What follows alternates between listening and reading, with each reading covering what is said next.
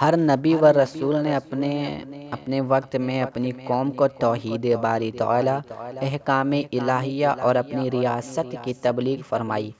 اور ساتھ یہ بھی فرما دیا کہ اس تبلیغ و اشاعت کا اجر میں تم لوگوں سے طلب نہیں کرتا، بلکہ اس کا اجر میں تم لوگوں سے لوں گا۔ چنانچہ حضرت نوح علیہ السلام نے جب اپنی قوم کو توحید خداوندی کی دعوت دی اور اس کو ایک خدا کی عبادت کرنے کی تبلیغ فرمائی اور ان کو اللہ کے عذاب سے ڈرایا، تو ساتھ ہی یہ بھی فرمایا وَيَقَوْمِ لَا أَسْأَلُكُمْ عَلَيْهِ مَالًا إِنْ أَجْرِيَ إِلَّا عَلَى اللَّهِ، کہ اے میری قوم، اس تبلیغ و اشاعت کے بدلے میں تجھ سے کوئی مال و دولت نہیں مانگتا، بلکہ اس کا صلہ تو میرے پاس ہے۔ اسی طرح حضرت ہود علیہ السلام نے بھی جب اپنی قوم کو احکام خداوندی بتائے اور عبادت الہی کی تبلیغ فرمائی تو ساتھ ہی فرما دیا وَيَقَوْمِ لَا أَسْأَلُكُمْ عَلَيْهِ إِنْ أَجْرِيَ عَلَى الَّذِينَ فَطَرَونِي، کہ اے میری قوم، میں اس تبلیغ کے بدلے میں تم سے کوئی صلہ نہیں مانگتا، مگر اس کا اجر تو میرے اللہ کے پاس ہے جس نے مجھے پیدا کیا۔ اور پھر جب سید المرسلین حضرت محمد مصطفیٰ صلی اللہ علیہ وسلم کا وقت آیا اور آپ نے توحید باری تعالیٰ، اپنی رسالت، حساب و کتاب، حشر و نشر، عجاب و ثواب اور ان کو دعوت اسلام دی، اور پھر پتھروں کے پجاریوں کو ایک خدا کا پرستار بنایا اور کفر و شرک کے سمندر میں ڈوبنے والوں کو دولتی ایمان عطا کر کے کنارے پر لگایا، تو خداوند تعالیٰ کی طرف سے حکم ہوا قُل لَا أَسْأَلُكُمْ عَلَيْهِ أَجْرًا إِلَّا الْمَوَدَّةَ فِي الْقُرْبَى، کہ اے میرے محبوب پاک علیہ السلام، ان کو کہہ دو کہ اس تبلیغ و دعوت دینے اور تم کو دولت ایمان عطا کرنے کے صلے میں تم سے مال و دولت طلب نہیں کرتا، البتہ تم کو کلمہ پڑھانے کا اجر میں تم لوگوں سے یہ مانگتا ہوں کہ میری اہل بیت سے محبت کرو، علی کے قدم چومو، فاطمہ کی چوکھٹ پر سر جھکاؤ، حسن کا دامن پکڑو اور میرے حسین کا عشق پیدا کرو۔ اس آیت پاک پر غور کرو کہ کس پیارے انداز میں خداوند تعالیٰ کی طرف سے نبی کی کلمہ پڑھانے اور دولتی ایمان عطا کرنے کا صلہ اور دنیا والوں کو ضلالت و گمراہی کے اندھیروں سے نکال کر رشد و ہدایت کی روشنی میں لانے کا بدلہ، اور کفر و طغیان کے سمندر میں غوطہ کھانے والوں کو دین و ایمان کا سہارا دے کر کنارے پر لگانے کا اجر، محبت اہل بیت، غلامی اترتے پیغمبر اور عشق حضرت امام حسین کی صورت میں طلب کیا جا رہا ہے۔ پھر اس آیت مبارک کو پیش نظر یہ حقیقت بھی کھل کر سامنے آ جاتی ہے کہ اگر کوئی مسلمان کلمہ پڑھتا ہے، روزے بھی رکھتا ہے، نماز کا پابند بھی ہے، حج و زکوٰۃ بھی ادا کرتا ہے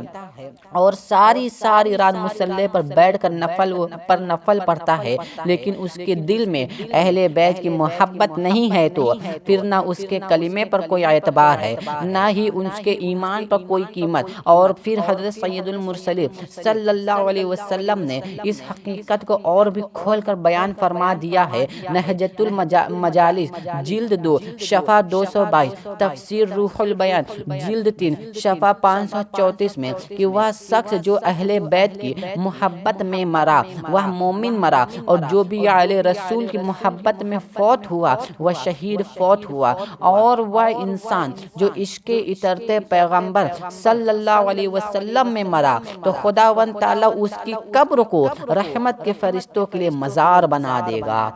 اور وہ آدمی جو اہل بیت اطہار کی محبت میں مرا، موت کا فرشتہ اس کی جان قبض کرنے سے پہلے اس کو جنت کی خوشخبری دے گا، اور وہ شخص جو اہل بیت کی محبت میں فوت ہوا وہ اہل سنت و جماعت کے عقیدے پر فوت ہوا، کہ وہ انسان جو اہل بیت کے ساتھ بغض و عناد اور عداوت و دشمنی میں مرا وہ کافر مرا، اور وہ جنت کی خوشبو تک بھی نہ پائے گا۔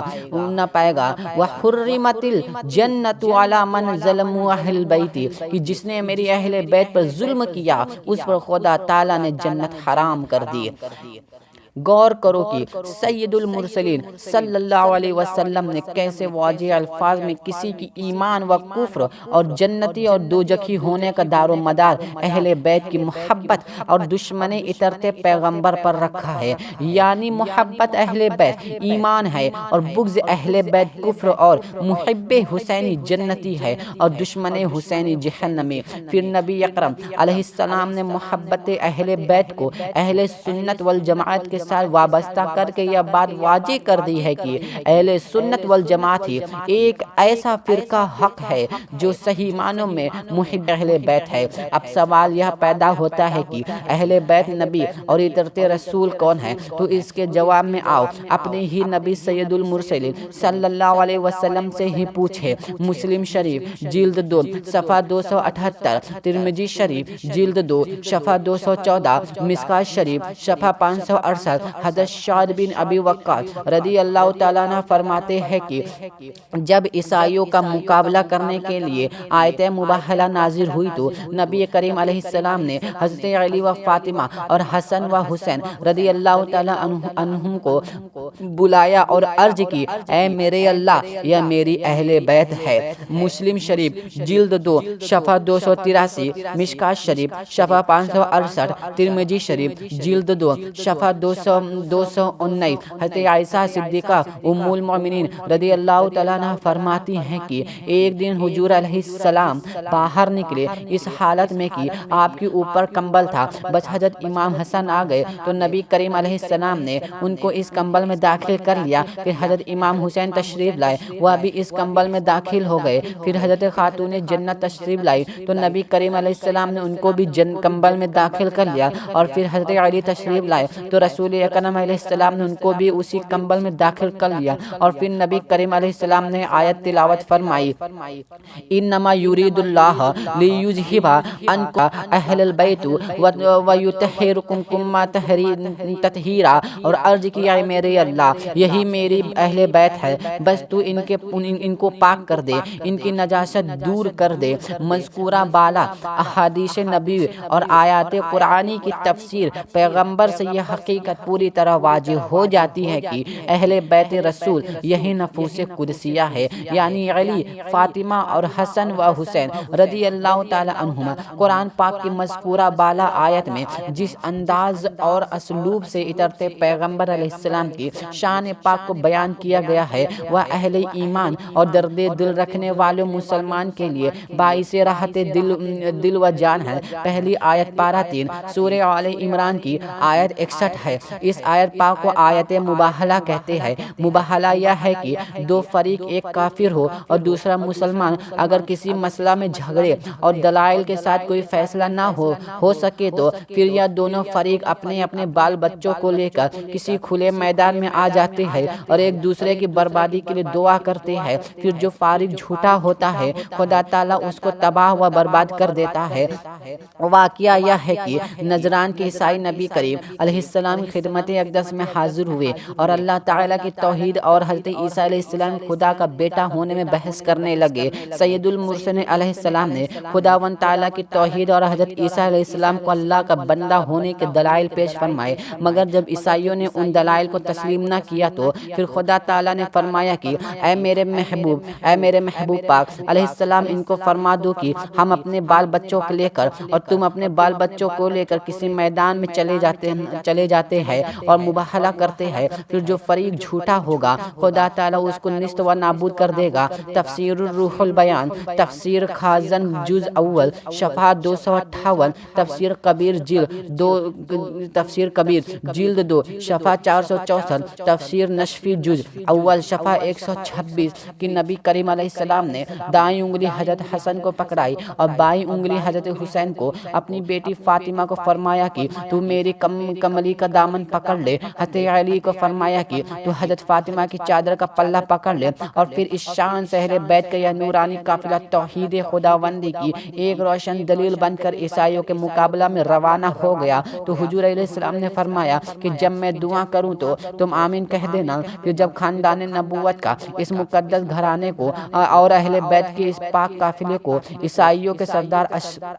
اشقف نے آتے دیکھا تو پکار اٹھا کہ تحقیق میں ایسی نورانی نورانی صورتیں دیکھ رہا ہوں، اگر یہ پہاڑوں کو حکم دے تو وہ بھی اپنی جگہ سے ہٹ جائے، اور اگر انہوں نے بد دعا کر دی تو پھر قیامت تک کوئی عیسائی زمین پر نہیں رہے گا۔ پھر نجران کے عیسائی اہل بیت کی نورانی صورتیں دیکھ کر ہی میدان سے بھاگ گئے۔ یہی وہ نفوس قدسیہ ہے جن کو خداوند تعالیٰ نے، اور یہی وہ قدس گھرانہ ہے جس کو اللہ کریم نے پاک و صاف کر دیا اور ان کے ہر قسم کی نجاستوں اور کشافتوں کو دور کر دیا۔ تو پھر جن کو خداوند تعالیٰ خود پاک و صاف کرے، خود نجاستوں اور گندگیوں کو دھوئے، پھر ایسی مقدس ہستیوں میں کسی غیر شرعی فعل اور اسلام کے خلاف اور حق و صداقت کی خلاف ورزی اور کسی گناہ کا سوال پیدا ہی نہیں ہوتا۔ اسی حقیقت کے پیش نظر سید المرسلین صلی اللہ علیہ وسلم نے حضرت علی رضی اللہ تعالیٰ عنہ کو فرمایا تھا، ترمذی شریف جلد 2 صفحہ 214، مشکوٰۃ شریف صفحہ 564،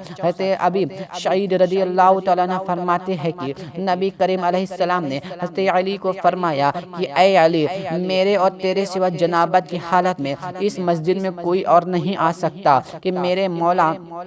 کوئی نہیں آ سکتا۔ الہی بحق بن فاطمہ کی کرب قول امام بنی فاطمہ، اگر دعوتم روکنی در قبول من و دست و آمن آل رسول، کہ میرے مولا مجھے اپنی عبادت و ریاضت پر کوئی ناز نہیں ہے، بس اولاد فاطمہ کا صدقہ مجھے آخری وقت کلمہ نصیب کا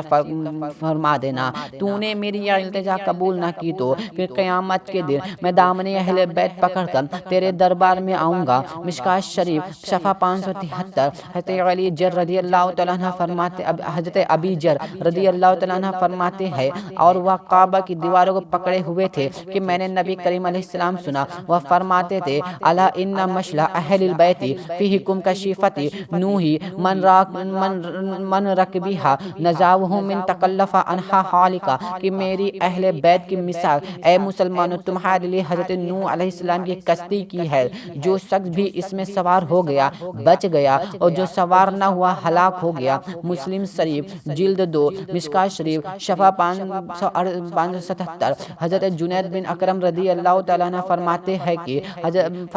ایک دن نبی کریم علیہ السلام ہم میں کھڑے ہوئے اور فرمایا انا تارکو فیکم الشکلین اولحون کتاب اللہ فیہ الہدی والنور، کہ اے مسلمان میں تمہارے اندر دو بڑی ہی عمدہ چیزیں چھوڑ رہا ہوں، ایک اللہ کی کتاب کہ اس میں ہدایت بھی ہے اور نور بھی ہے، وہ اہل البیت، اور دوسری چیز میری اہل بیت ہے۔ نسل انسانی کی ہدایت و رہنمائی کے لیے رسول اکرم صلی اللہ علیہ وسلم نے اس حدیث پاک میں جن دو چیزوں کا ذکر فرمایا ہے ان میں ایک قرآن پاک ہے، دوسری اہل بیت اطہار ہے۔ تو جو مسلمان بھی ان دونوں کو مضبوطی سے پکڑے گا وہ کبھی گمراہ نہیں ہوگا۔ غرض کی بتانا یہ مقصود تھا کہ قرآن